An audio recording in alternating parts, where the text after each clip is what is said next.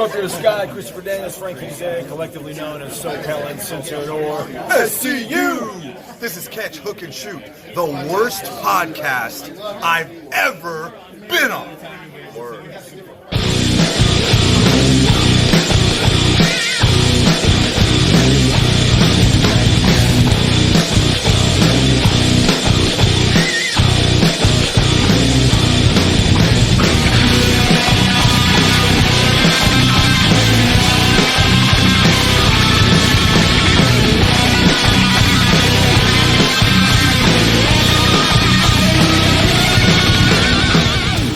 What's going on, everybody? Welcome to Catch, Hook, and Shoot. Today is Sunday, May the 10th, 2020. I want to thank everybody for watching, listening, and subscribing on YouTube, Podbean, Spotify, Apple Podcasts, or any place you get your podcasts from. Thanks to everybody for following on social media as well, on Facebook, Twitter, Instagram, Snapchat, LinkedIn. You can find the show at Catch, Hook, Shoot. Head over to patreon.com/catchhookshoot for bonus content and prowrestlingtees.com/catchhookshoot for all your t-shirt needs. And if you ever want to shoot me an email, it's catchhookshoot@gmail.com. So you might notice if you're watching the video a little bit different setup here, or might even hear a little bit difference in the audio if you're just listening on the podcast. Got a brand new studio setup here, so still probably going to need a little bit of tweaking, so if the video angle changes or the audio sounds a little bit different, it's just me making adjustments to my new setup here. But in the end, I'm hoping that the quality of the audio and video is going to be even better, so just to make the podcast that much better. So let's dive right into everything that's going on in the world of pro wrestling this week, and we're going to kick it all off like we always do with the match of the week.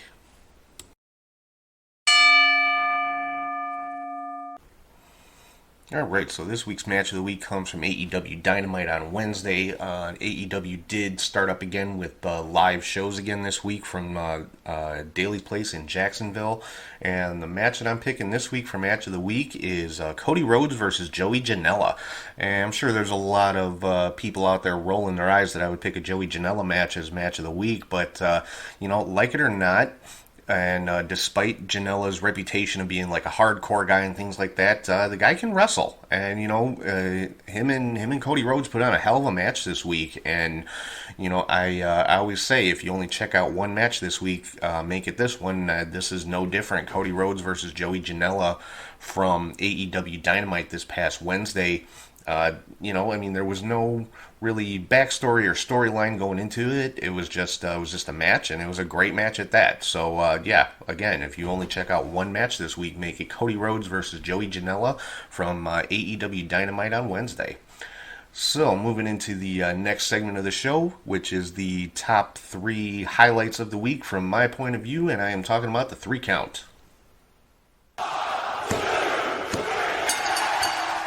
First up on the 3 count this week, I've been talking about for the past few weeks, is Dark Side of the Ring. This week it was about the Herb Abrams iteration of the UWF, the Universal Wrestling Federation. Now, I really wasn't that familiar with this particular promotion. I mean, it happened in the early 90s, and the UWF that I knew, that I grew up with, was the Cowboy Bill Watts promotion of the UWF, which spawned out of Mid-South and was eventually bought out by Crockett Promotions, which eventually turned into WCW. So that's the UWF that I had always been familiar with. This particular one was based on the West Coast.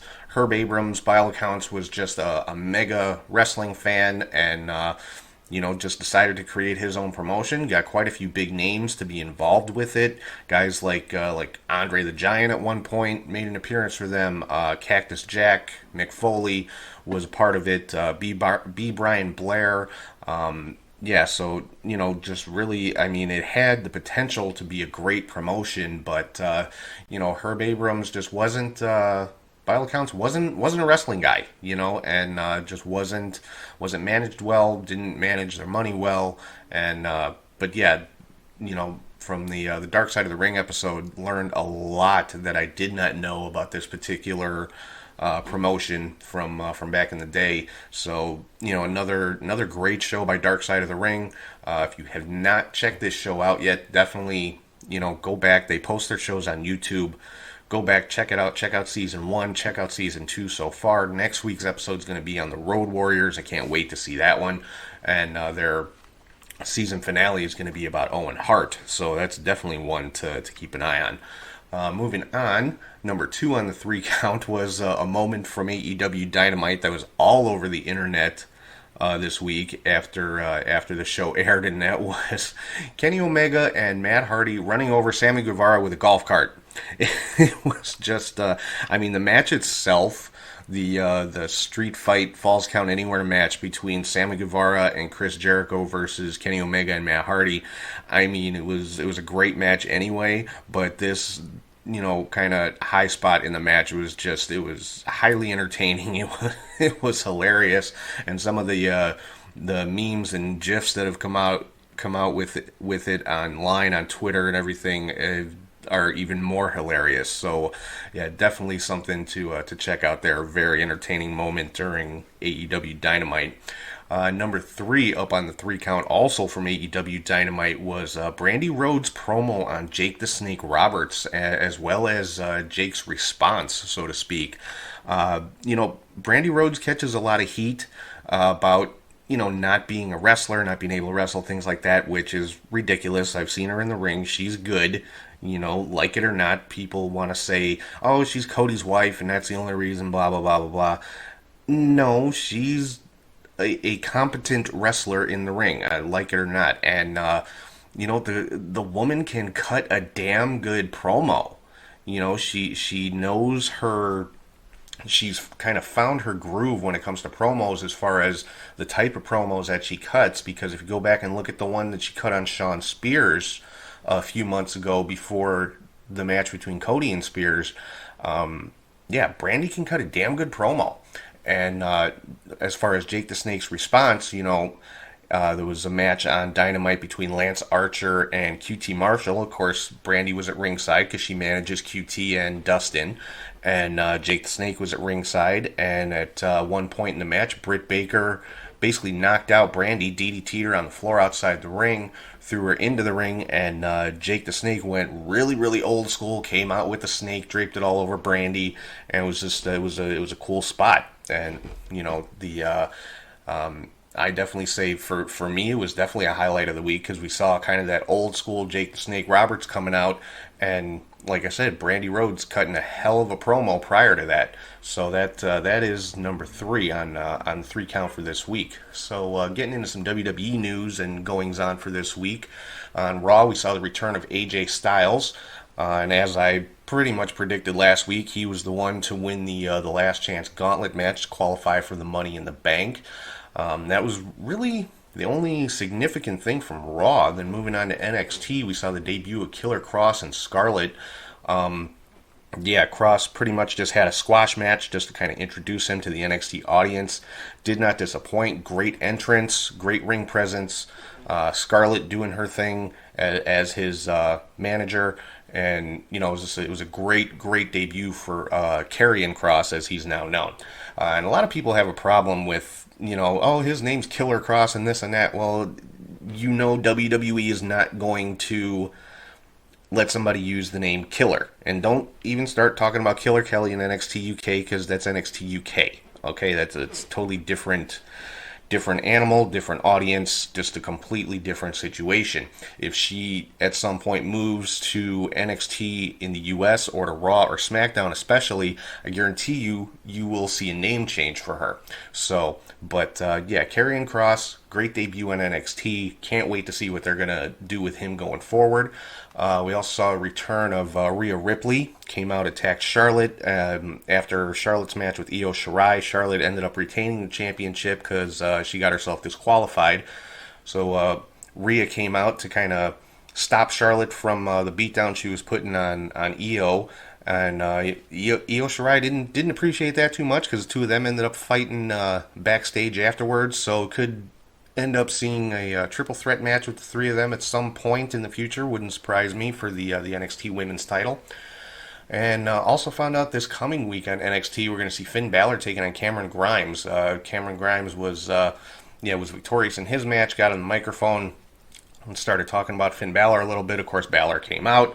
Two of them got into a little bit of a scuffle, so we're going to see that match coming up this next week. Some updated standings for the interim cruiserweight championship tournament. Kushida moved up to 2-0 in the A block, so he's currently in the lead.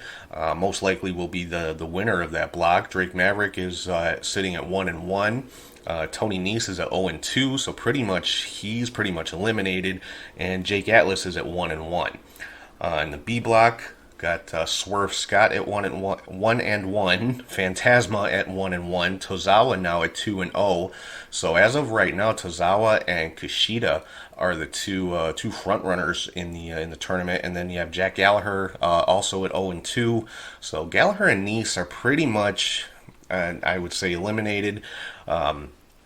So right now it's looking like Tozawa and Kushida are going to be the front runners, but there's still some matches left, so we'll have to see how that comes out. I think I don't know. I still think we're probably going to see Drake Maverick moving on to the final match because he's got kind of got that. I don't want to say sympathy, but he's definitely a very sympathetic babyface at this point, just because of the situation with him being released. So it wouldn't surprise me at all to see Drake Maverick end up being the winner of the A block. And then some miscellaneous WWE news. Found out that Jimmy Uso is going to be out for up to 6 months with a knee injury. Then what else we got going on here? Oh, WrestleMania 3 is going to be premiering on FS1 this Tuesday. Arguably the biggest WrestleMania of all time, at least up to that point. It was the biggest wrestling event of all time. With the Hogan and Andre match, obviously, Macho Man and Ricky Steamboat. So yeah, one of my favorite WrestleManias, a lot of people's favorite WrestleMania 3 this Tuesday on FS1, and then also after Money in the Bank on Sunday night, we're going to see the premiere of the Undertaker documentary series Last Ride, which I am really, really excited to see. It's really one of the first times we get a behind-the-scenes look at The Undertaker. I mean, we've seen interviews with him where he's out of character and things like that, like with Stone Cold and things like that. And we've seen him participate in other WWE documentaries talking about other superstars and things like that. But we've never seen something like this about The Undertaker. So I am really excited to check this out. Let's see, before we get into my previews and predictions for the Money in the Bank pay-per-view, let's see what else is going on in the world of pro wrestling here. AEW, like I said, they are back live at Daly's Place in Jacksonville. We saw the Dark Order attack Jon Moxley and SCU after Moxley's match with Frankie Kazarian, and looks like the Exalted One, Brody Lee, is going to be the next challenger for the AEW World Championship coming up at Double or Nothing. So I'm interested to see how that rivalry is going to be built over the next couple of weeks going into the pay-per-view. Now, obviously, Brody Lee and Jon Moxley, no strangers to each other. They had multiple matches when both of them were in WWE as part of the Shield and the Wyatt family. So, I have no doubt it's going to be a good match, but I think it's going to be vastly different from anything that we've seen between the two of them before because it's not in WWE. So, it's the same two men, but it's not the same characters, not the same situations. So I'm interested to see how the build up to this match is going to go. And the match itself, I'm sure, is going to be fantastic. We saw a backstage segment during AEW with Taz talking to Darby Allin, and this was after Darby Allin's loss in the TNT title tournament to Cody Rhodes, and Taz offering to help Darby Allin, pointing out that he made some mistakes in his match and things like that, and Taz offering his help, which I'm curious to see where this is going to go. Is Taz going to end up being a manager or a trainer or a coach or whatever you want to call it for Darby Allin, like on screen, or how is that going to work out? I'm definitely interested to see Taz get involved on screen, as more than just an announcer, but get involved in like a storyline or something like that, possibly as a manager. So we'll have to see where that one's going to go. And I talked about the match earlier with Jericho and Sammy Guevara taking on Kenny Omega and Matt Hardy. That was Matt Hardy's in-ring debut for AEW. Didn't disappoint. Obviously, I mean, it's Matt Hardy. You know, you're not gonna get a bad match out of Matt Hardy, and this was no exception. It was a great, street fight, falls count anywhere tag team match with Hardy and Omega against Jericho and Guevara, and yeah, I mean, just all around a great episode of AEW Dynamite this past week. On Impact, we saw another debut for the Knockouts division in Kimber Lee. Now, last week we saw Nevaeh make her debut as more or less of a spectator during Rebellion, during Havoc's match against Rosemary, and this time it was Kimber Lee debuting on Locker Room Talk, where Havoc was the guest of Madison Rayne. So Impact, still beefing up their Knockouts division. I mean, Impact for a long time has had one of the better women's divisions in pro wrestling, and that doesn't look to be changing anytime soon. And also announced on Impact next week, they're starting a tournament for a new number one contender for the Impact World Championship.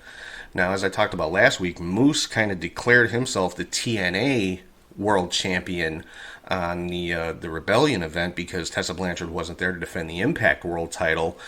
Moose was supposed to be part of this number one contenders tournament, but he basically pulled himself out of it, saying, well, I'm already the world champion, so I don't need this tournament. So it's definitely going to be building to the Impact Championship versus the TNA Championship. So whether that's going to be Tessa and Moose, whether that's going to be whoever wins this number one contenders tournament, if they defeat Tessa and that person going against Moose or whatever it might be. But definitely an interesting direction that Impact is going. So it's going to keep me tuning in. Tuning in every week. So I'm definitely looking forward to see where this is going. So now let's get into my preview and predictions for WWE Money in the Bank coming up tonight on the WWE Network. And obviously this is going to be taking place from the Performance Center yet again. But the Money in the Bank ladder matches are taking place from the WWE corporate headquarters in Stamford. And in case anybody's missed it, basically the men's and women's Money in the Bank matches are going to be taking place at the same time. And the object is the matches start in the lobby of the building. There's 6 participants in each match, and they have to fight their way to the roof of the building, which is where the briefcases and the ladders are going to be. So this is going to be another one of those cinematic type matches. From what I've read, both matches have already been filmed. And they're supposedly going to be taking place simultaneously, so I'm curious to see how all these moving parts are going to come together. But I would think it's going to be one of those things. The matches are going to start, and this is just my guess. I have read this online, but it's not, it wasn't from WWE. It was from one of the wrestling sites, and so it's obviously not confirmed that this is how it's going to go. But my thought is the matches are probably going to start right at the beginning of the pay-per-view, and you're going to see kind of throughout the show, in between the other matches going on, you're going to see the cameras cut back to Stamford so we're going to see this match happening throughout the entire pay-per-view. But it could that could be could be wrong. It could be the Money in the Bank could be the main event of the show.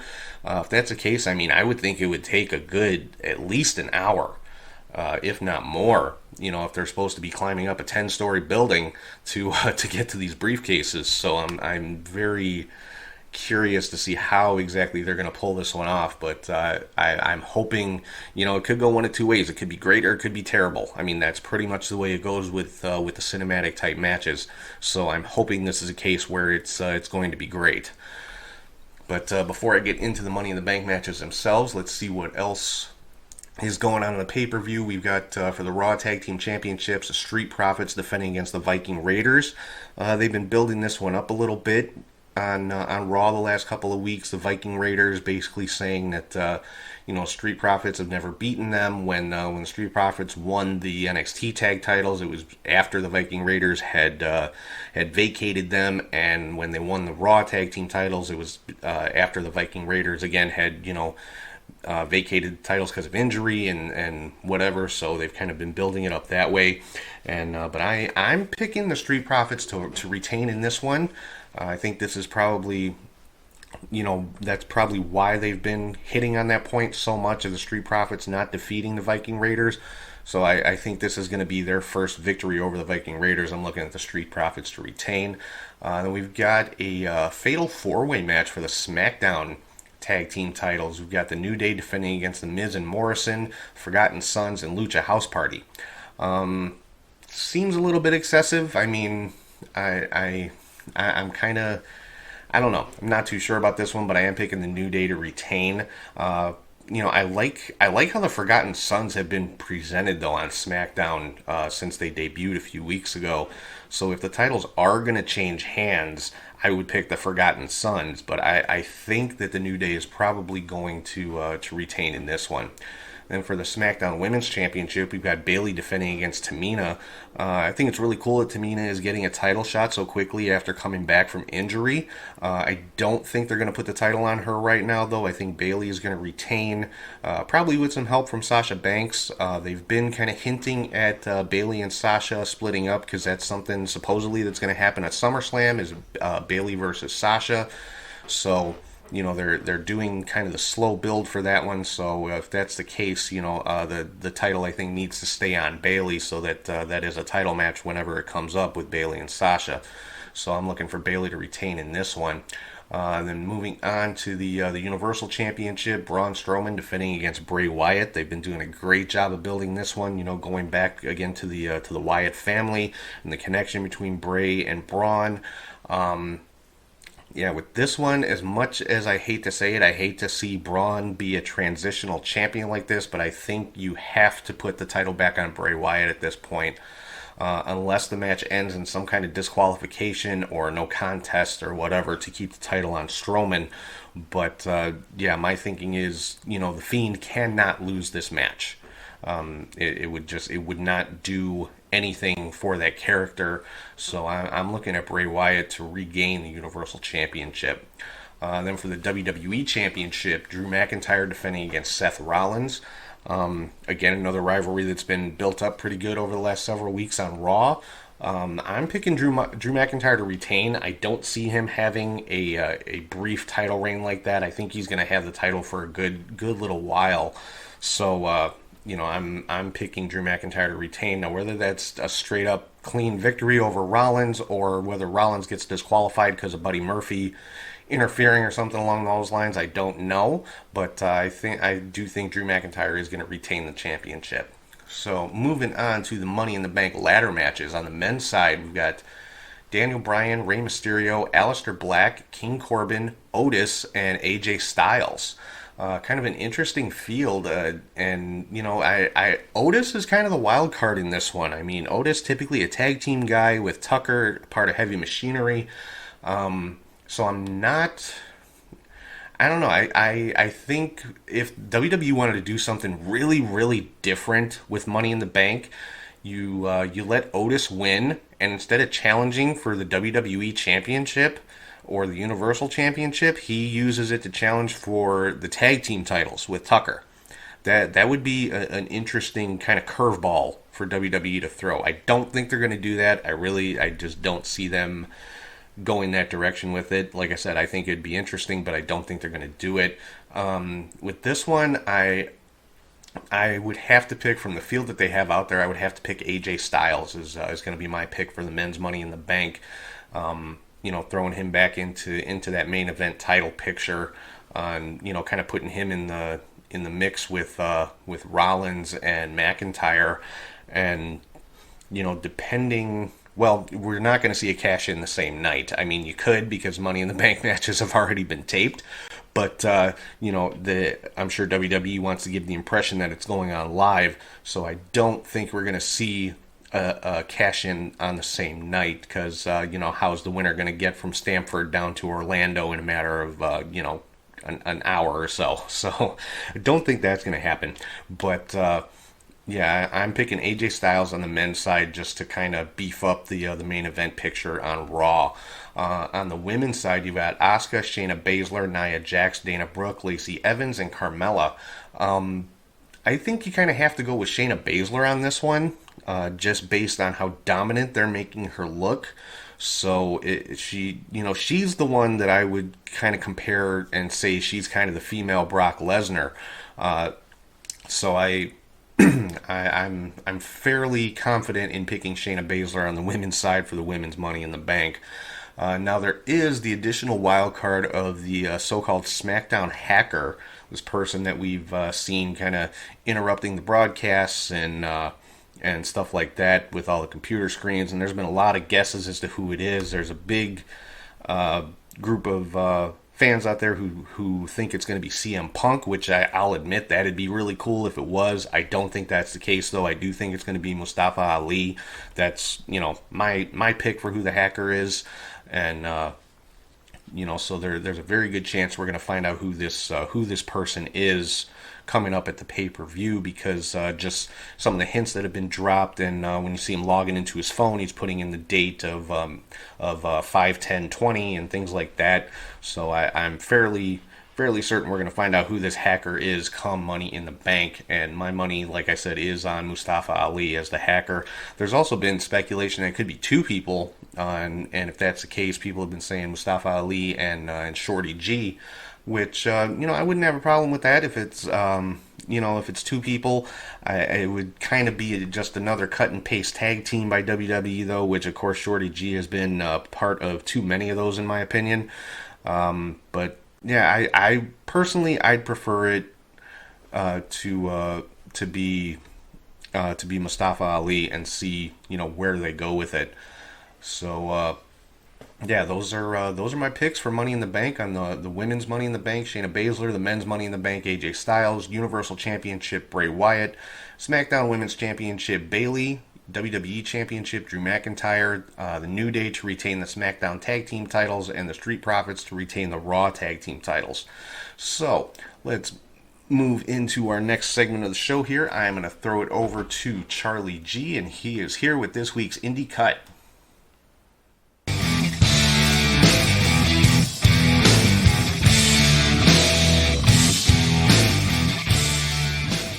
Thank you, Tom, and hey there, wrestling fans. I am Charlie G with your Indie Cut. There was very little indie wrestling action again this week to recap, so let's get to it with Week 3 of AAA Live Empty Arena Lucha Fighter Tournament, which means this week is the finale. Week 3 matchups are Big Mami versus La Hydra, Lady Maravilla versus Lady Shani, Tejano versus Psycho Clown, Chessman versus Pagano, Hijo del Vikingo versus Pentagon, and LA Park versus Dr. Wagner Jr. The show started off with showing the brackets of the tournament, but for some reason they didn't follow suit as the show progressed.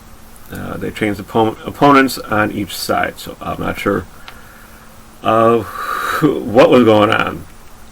The show also started off with both announcers backstage instead of at the tables at ringside.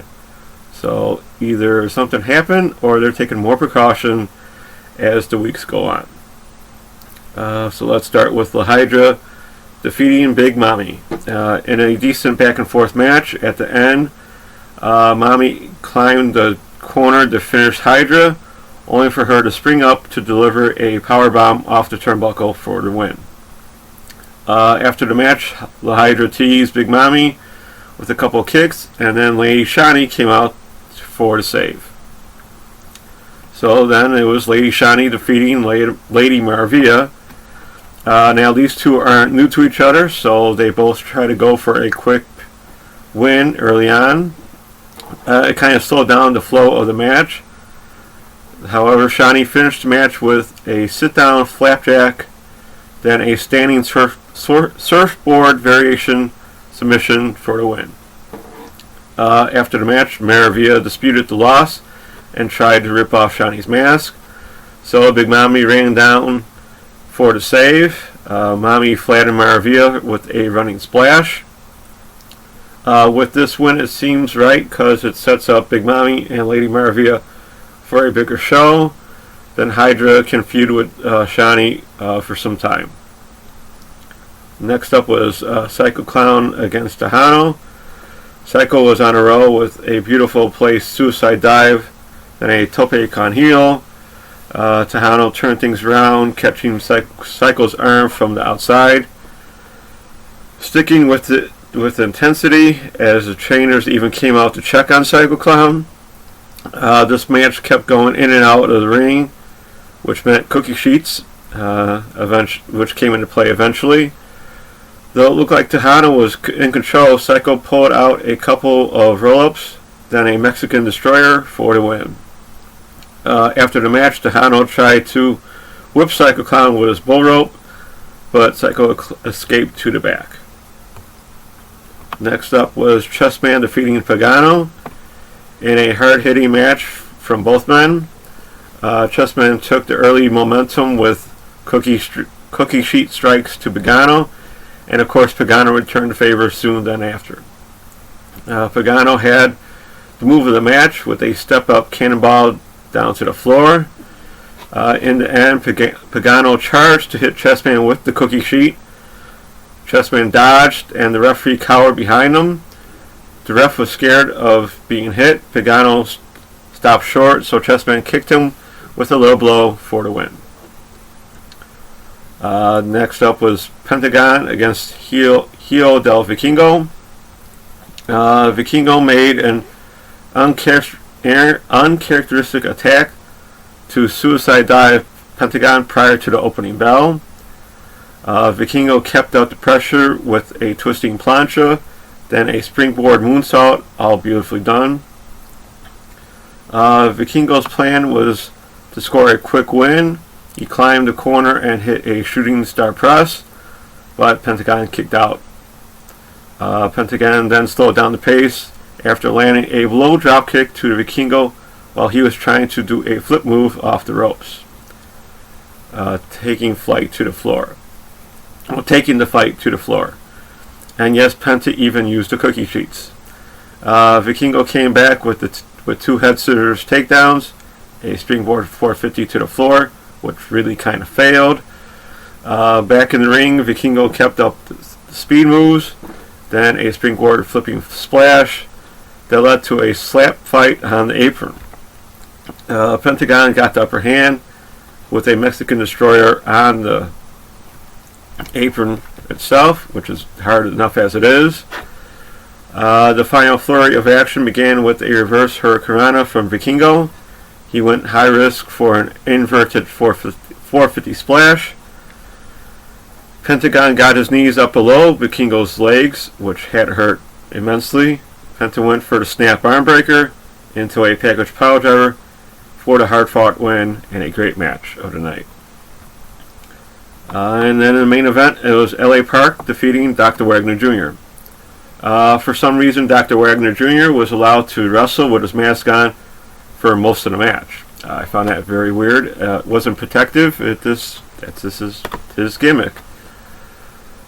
In a rough grappling style match with no real one-sided advantage, Wagner got a slight upper hand, landing a rope-hung DDT, 2 dragon screws to the knee, and his finisher slam. Park kicked out of the cover. Wagner became frustrated with the referee threatening him in the corner. As Wagner turned around, the ref pushed Wagner into the spear from Park, which was the winning move.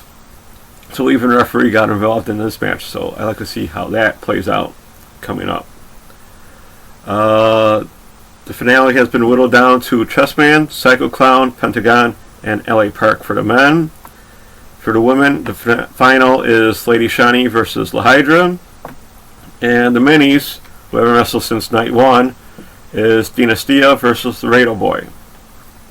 My guess for the men will be Chessman versus Pentagon, and Psycho Clown versus L.A. Park, with Pentagon versus L.A. Park in the finale, and Penta winning, but we shall see.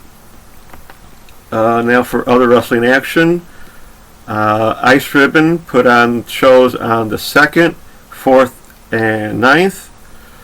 01 put on an empty arena show on the 3rd, as well as Pro Wrestling Noah Stay Together Showdown featuring Segura Goon versus Kongol, also in an empty arena. On the 5th of May, All Japan Wrestling did a broadcast with Tajiri in a tag team match, so Tajiri is still even wrestling. And also on the 5th, Limitless at the Pandemic at the Dojo, now on independentwrestling.tv. So if you want to check that out, you can. Nick Stapp defeated Alec Price. Tom Billington defeated Pimp Daddy Apple Cinnamon and Tim Kilgore. Eric Johnson defeated Zach Burton. And in Limitless Wrestling World Title match, champion Anthony Green defeated Rip Bison.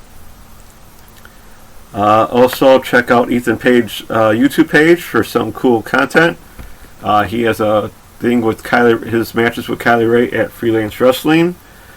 And Beyond Wrestling put out their pilot taping from May 8th through the 10th, 2009, which means this weekend is their 11th anniversary. Congrats to them. Too bad there's no real wrestling action to go around. Now, for the Throwback Machine and Lucha Underground episodes 3 and 4. Episode 3, Cross the Border, from November 12th, 2014. The show starts with Conan talking about bringing in the best luchadors from Mexico for the temple, and they are Phoenix, Pentagon Jr., and Drago.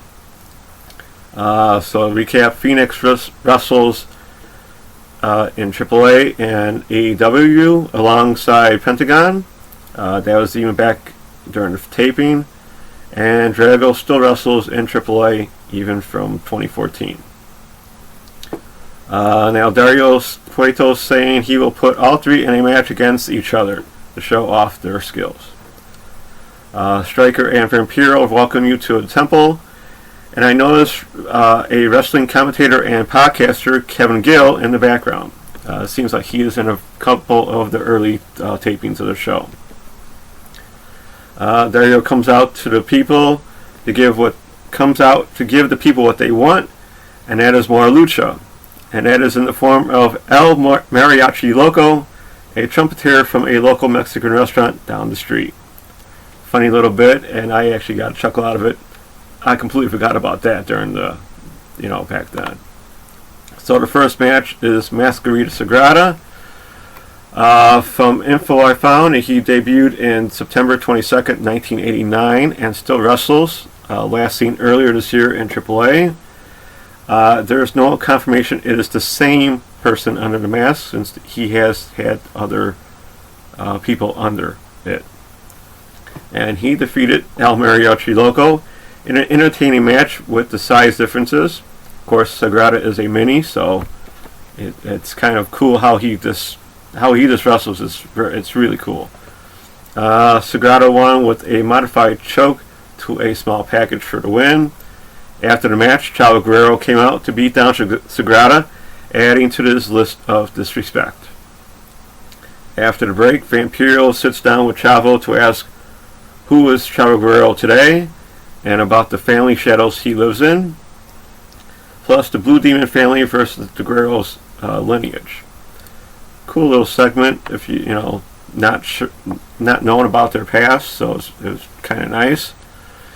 Then there was a meeting of Conan and Chavo in the hallway, telling him to hide out for a while for the disrespect he has shown to others, only to get spooked by Mil Muertes and Katrina, who said one day he will belong to Mil Muertes, and gave him the look of death.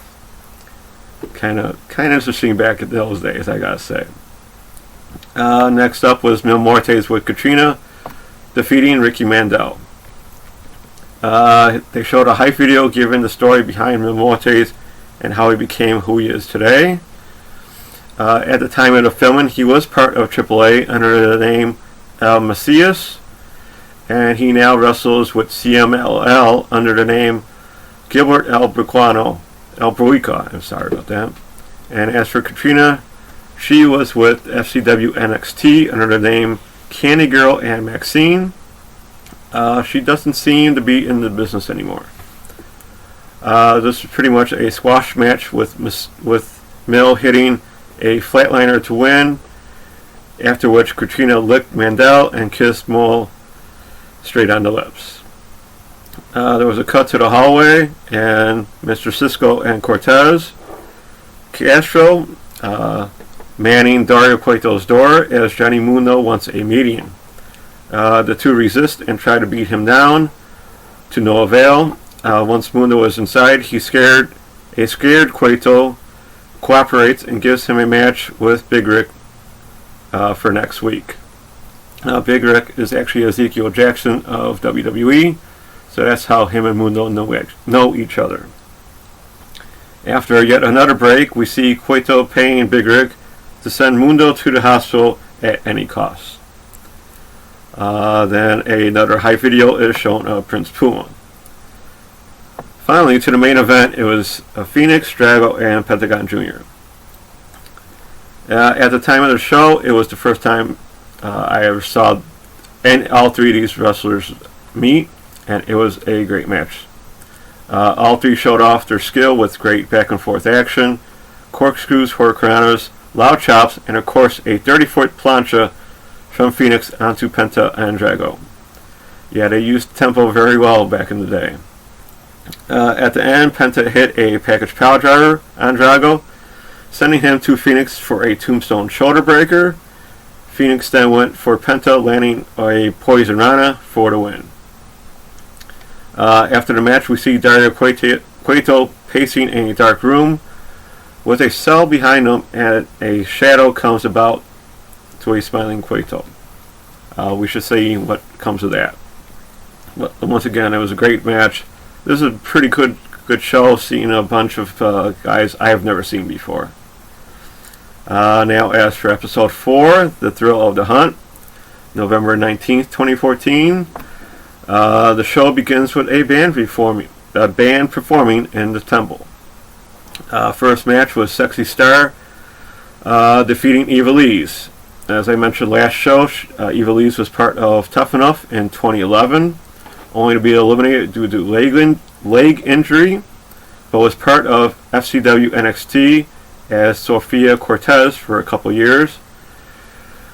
After that, she went on the Indies and part of TNA. She still wrestles on the Indies, mostly part of Shine as their champion right now, even appearing in AEW Women's Casino Battle Royal at All Out 2019. I'd like to see her in AEW more if she could, but I think she's happy on the indie circuit. Sexy Star cut a promo in ring against Chavo, warning him for what he has done to Blue Demon, Masquerita, and herself, claiming she will end the Guerrero family dynasty. Ivelisse then comes out and talks smack to Star, so there's a bunch of promos in the beginning of the show. Ivelisse really had control much of the match, with some vicious mat wrestling. Ivelisse thought she had a win with a guillotine choke DDT, only for Star to gain advantage to a distracted Ivelisse complaining to the referee into a chicken wing roll-up for the win. And a pretty cool match between the two. After a break, Dario Cueto is seen talking to Drago in the locker room area, telling him he is the first prey of King Cuerno. At the time of the filming, he was part of AAA, known as El Hijo del Fantasma, also appearing in Impact with Drago for a few shows, and is now part of NXT, using his real name Jorge Bolli, and now El Hijo del Fantasma. They can't make up what they want, I'm sure. Second match was Phoenix defeating Pentagon Jr. Now, at the time, I did not know they were actually brothers, which adds to their fluidity in the ring, and it shows. It's very cool that they can be opponents and still put on great matches, and best friends putting on even better matches. In the ring, Pentagon has a mic and talks about how he gets no respect from anyone. even thanking Mr. Cueto for giving him the respect he deserves.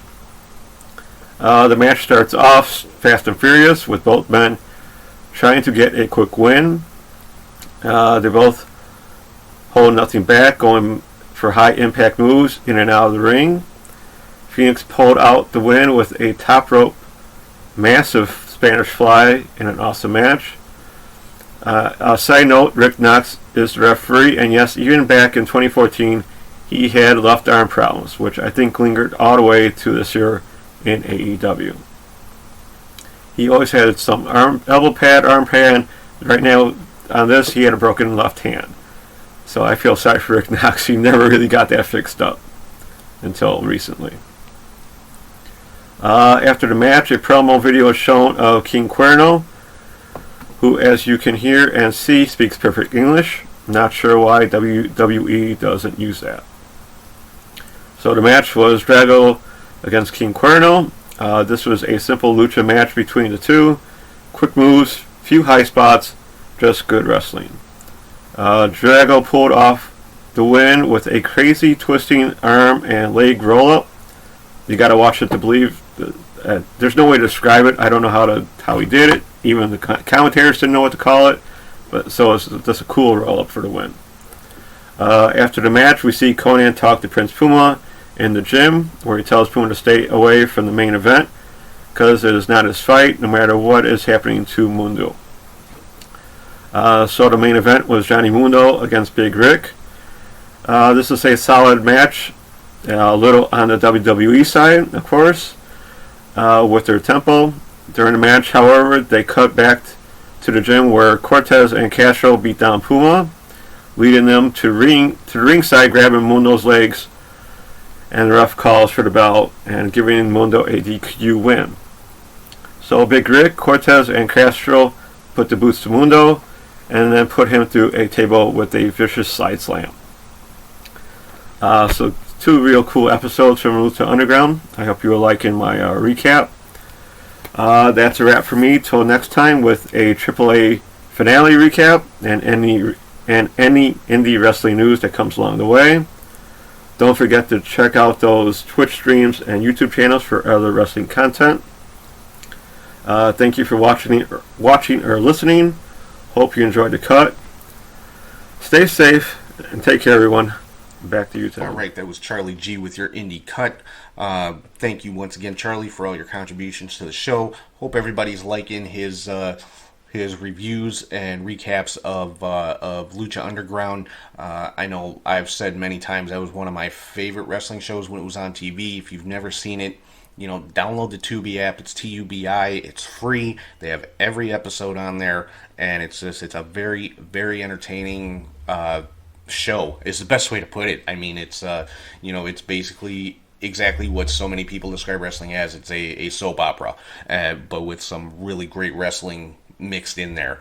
So I highly recommend check out Lucha Underground. Keep up with Charlie's recap of the shows. So moving into the next segment here, this is a good one for this week, and this person definitely deserves to be called out. And of course, I am talking about the Troll of the Week.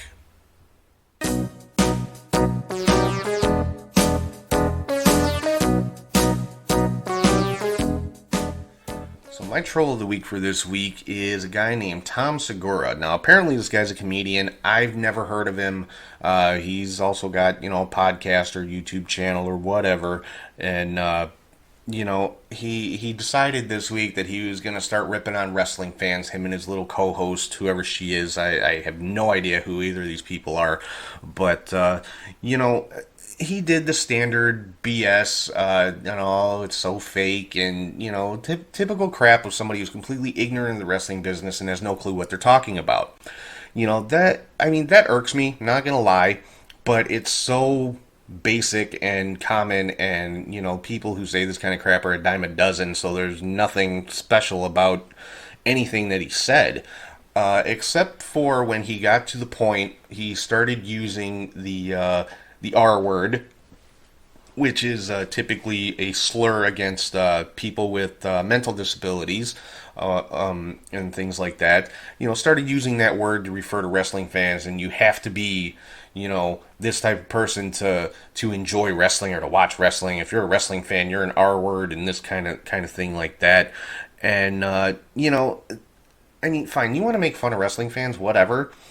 There's no need to start throwing around stuff like that and then comparing wrestling to the Special Olympics and saying, oh, it's not a real competition. Well, the Special Olympics is a real competition, and so you're insulting two groups of people here, and one, wrestling fans, who we can take it, we're used to it, but then you're gonna start in on, kind of by proxy of ripping on people with mental disabilities or things along those lines, and why? Because you think it's funny? It's not. You're an idiot, and you honestly, I mean, and the people who support this guy or say, oh, it's not that big a deal. Well, yeah, it is. When you start, throwing around those kind of terms, talking about anybody, it's a big deal. It's akin to throwing around racial slurs or religious slurs, or it's not okay. I mean, the guy claims to be a comedian and things like that. Like I said, nothing he said was funny, first of all, but when you have to take it to a level like that, that's just it's low class and just low, just very lowbrow type comedy, quote unquote. And then people who are defending this guy put out a different clip from the same podcast saying, oh, I love wrestling and this and that. Well, if they would have let the clip play an extra 15 seconds or so, you would have also heard him say, wrestling people aren't that bad. They're the third worst behind the flat earthers and the anti-vaxxers. We can wipe out, flat earthers and anti-vaxxers, and then we'll, wrestling fans will be the third ones to get wiped out. Basically saying all these people should be like wiped off the face of the earth. So, not only are you throwing around slurs, trying to be funny, but you're, advocating mass homicide for the most part. And, whether the guy meant it or not, whether you were serious or not, whether he's just trying to get a laugh or not, is irrelevant. It's the, it's like a white comedian using the N-word. It's not okay. It's not acceptable. It's also not acceptable, to be using the R-word as an insult to somebody, especially if you're insulting the person based on the type of entertainment they choose to watch. I mean, it's just just stupid. I mean, that's the best word I can come up with for it. It's just stupid. So, I mean, the guy got what I'm sure he was after. He got attention. He got responses from a few wrestlers like Baron Corbin, Dolph Ziggler, Abyss, and of course he came back with little smart aleck comments, and I'm sure sure nothing's gonna happen to him. Nobody's actually gonna whip his ass or anything. I personally think somebody needs to introduce him to Dr. D, but that's just my take on the thing. To have a face-to-face conversation with Dr. D and tell him your take on pro wrestling and see how well it goes for you. But so yeah, Tom Segura, supposedly a comedian, supposedly he's got some Netflix specials, big whoop. Like I said, I never heard of the guy before yesterday, and hopefully I never hear of him again, because, yeah, he's just, if he's a comedian, he's very, very bad at it, sorry to tell you. So, moving on from that into a little bit more fun section of the show for me, where I get to kind of play armchair booker here, or do some armchair arm dragging, as Edge and Christian used to like to say on their podcast. This is one of my favorite parts of the show, and I am talking about the fantasy booker.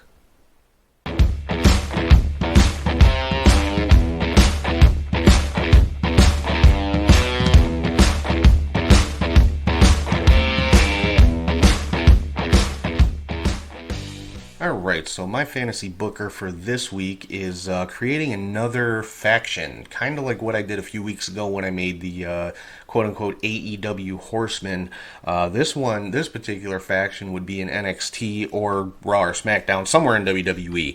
I just think it'd be a really interesting and scary grouping of individuals here.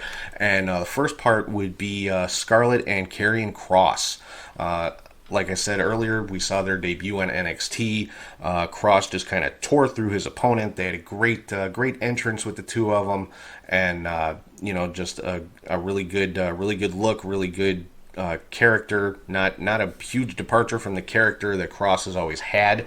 So I'm can't wait to see what they're going to do with them. But for what I'm talking about here, the first person that I would pair up with them is Dexter Lumis. He's just got kind of that creepy, mysterious, just kind of monster movie type vibe about him.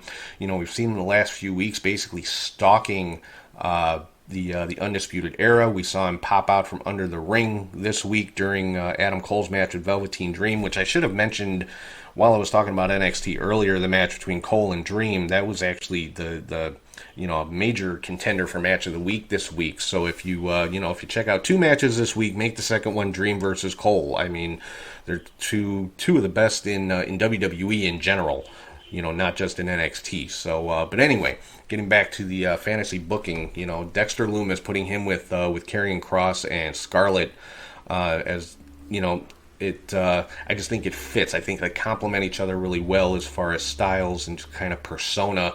And the next addition of that team, for me, would be Damian Priest. He's got kind of that loner type vibe, which this particular group, I'm not seeing a lot of tag team.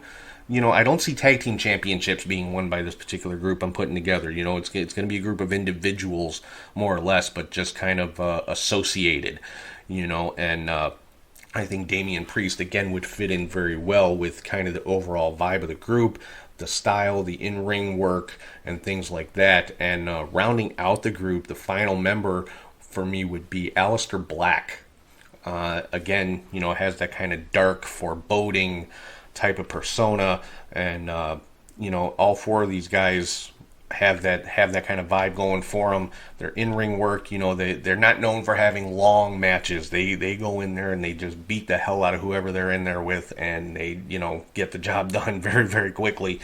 And so I think all four of these guys, their personalities, their style, their in-ring work kind of all complements each other very well.